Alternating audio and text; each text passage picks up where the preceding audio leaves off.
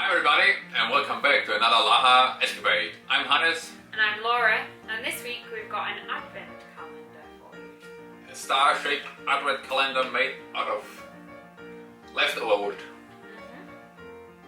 In this episode we show you how I made the star.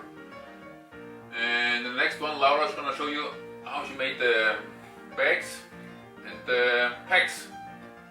Because it's too long, the video. So this time we've got it in two parts, one part this week and one part next week. Take a look, see what Hannes has been up to in the workshop, and we'll get back to you later. Oh, we don't. No, we don't. We don't get back. This time there's gonna be no end bit with us, so we're gonna say goodbye right now.